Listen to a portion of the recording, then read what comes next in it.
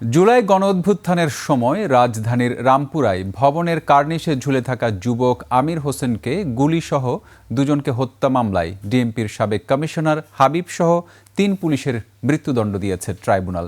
এছাড়া গ্রেফতার আসামি এএসআই চঞ্চল চন্দ্র সরকারকে 20 বছরের কারাদণ্ড, পলাতক তারিকুলের যাবজ্জীবন কারাদণ্ড দিয়েছে ট্রাইব্যুনাল।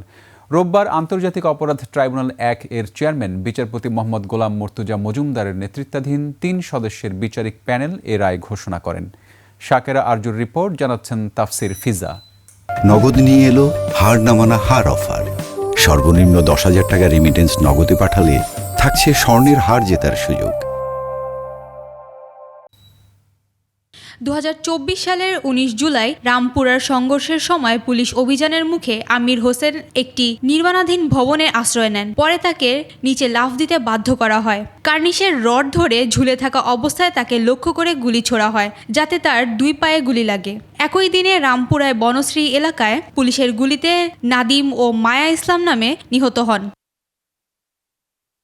রোববার সকালে জুলাই গণ অভ্যুত্থানে রামপুরা কার্নিশে একজনকে গুলি ও 2 জনকে হত্যা মামলার রায়ে গ্রেফতারের একমাত্র আসামি চঞ্চলকে ট্রাইব্যুনালে আনা হয়।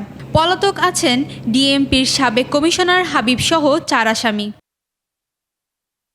গত বছর 18 সেপ্টেম্বর 5 জনের বিরুদ্ধে আনুষ্ঠানিক অভিযোগ গঠন করে বিচার শুরুর আদেশ দেয় ট্রাইব্যুনাল 1। ফরমাল চার্জ দখল করে প্রসিকিউশন।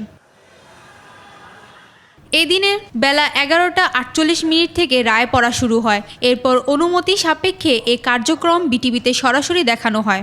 রায়ের পর ব্রিফিং করেন চিফ প্রসিকিউটর। এ সময় চিফ প্রসিকিউটর সন্তুষ্টি জানিয়ে বলেন, এটি সুচিন্তিত রায়। ভিন্ন প্রশ্নের জবাবে কোনো অবস্থায় ট্রাইব্যুনালের কার্যক্রম বন্ধ হবে না বলে হুঁশিয়ারি দেন চিফ প্রসিকিউটর। এই 5 জন আসামির বিরুদ্ধে আমাদের ICTBD কেস নাম্বার 3/2025 এই মামলাটির বিচার শেষে আজকে রায় প্রকাশিত হয়েছে। এই মামলার ঘটনায় 2 জন শহীদ হওয়ার ঘটনা এবং 2 জন গুরুতর আহত হওয়ার ঘটনা ছিল। এদিকে রায়ের সঙ্গে দ্বিমত জানিয়ে আপিল করার কথা জানিয়েছে আসামি পক্ষের আইনজীবীরা। মাননীয় ট্রাইব্যুনালের রায়ে সন্তুষ্ট নই। এর আগে গত 4 মার্চ এ মামলার রায় ঘোষণার কথা থাকলেও নতুন ডিজিটাল প্রমাণের দাখিলের জন্য প্রসিকিউশনের সময় আবেদনের পর স্থগিত হয় মামলার প্রসিকিউশন। এ মামলায় একমাত্র গ্রেফতারের আসামি চঞ্চল চন্দ্র সরকারের একটি স্বীকারোক্তিমূলক ভিডিও প্রমাণ হিসেবে দাখিল করা হয়। সেই ভিডিও প্রমাণের উপর যুক্তিতর্ক শেষ হলে দ্বিতীয়বারের মতো রায়ের দিন ধার্য করেন ট্রাইব্যুনাল। তাফসির ফিজা, 21 টেলিভিশন।